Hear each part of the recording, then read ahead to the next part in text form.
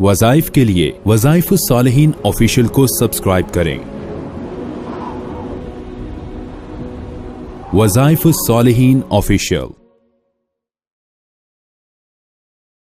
نحمده ونصلي ونسلم على رسوله الكريم اما بعد فاعوذ بالله من الشیطان الرجیم بسم اللہ الرحمن الرحیم۔ ماہ رجب اسلامی اقدار کا مہینہ ہے اور حرمت والے 4 مہینوں میں شمار ہوتا ہے۔ سرکار دو عالم صلی اللہ علیہ وسلم باقاعدہ طور پہ رجب کا چاند دیکھ کر دعا فرمایا کرتے۔ طبرانی کے اندر روایت موجود ہے، حضرت انس بن مالک رضی اللہ تعالی عنہ فرماتے ہیں کہ نبی صلی اللہ علیہ وسلم جب رجب کا چاند دیکھتے تو یوں دعا فرما۔ اب وہ دعا کیا ہے؟ وہ ایک خزانہ ہے اور برکات لینے کا سب سے بڑا ذریعہ ہے کہ اگر کوئی آدمی یہ چاہتا ہے کہ ماہ رجب اس کے لیے برکت والا ہو جائے اور رجب کے مہینہ میں اس کو برکتیں ملیں، راحتیں ملیں، رزق وسیع ملے اور اللہ اس کو ترقی عطا فرمائے، گھروں سے بے برکتی نکل جائے، انسان کی جانوں سے، جسموں سے، انسان کے اپنے آپ سے بے برکتی ختم ہو جائے۔ اگر آپ کاروبار کرتے ہیں تو کاروبار سے بھی بے برکتی ختم ہو جائے۔ تو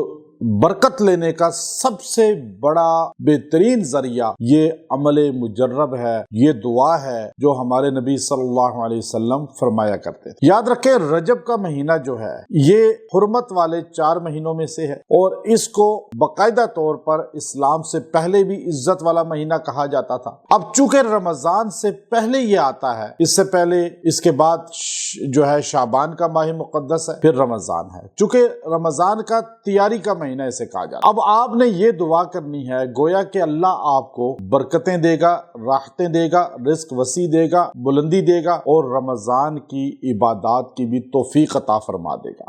رمضان کی عبادت کی توفیق بھی ملے گی۔ جو آدمی یہ عمل مجرب رجب کے پہلے چاند دیکھتے ہی کرے گا، اللہ اسے رمضان کی عبادت کی بھی توفیق دے گا۔ تو وہ مختصر عمل کیا ہے کہ انس بن مالک رضی اللہ تعالی عنہ، طبرانی کے اندر روایت موجود ہے کہ آپ فرماتے ہیں کہ نبی صلی اللہ علیہ وسلم جب رجب کا چاند دیکھتے تو یوں دعا فرماتے: اللہم بارک لنا فی رجب و شعبان وبلغنا رمضان۔ اے اللہ ہمارے لیے برکتیں رکھ رجب میں اور شعبان میں اور ہمیں رمضان کی مہینے کو نصیب فرما دے۔ اب یہ دعا آپ نے پڑھنی ہے صرف 11 بار۔ انشاءاللہ چاند دیکھ کے یا خبر سن کے رجب کے چاند کی آپ جہاں پر بھی ہوں گے آپ یہ دعا پڑھ لیں گے، اللہ آپ کو برکتیں دے گا، راحتیں دے گا اور انشاءاللہ رمضان کی عبادت کی توفیق بھی عطا فرمائے گا۔ وآخر دعوانا ان الحمدللہ رب العالمین۔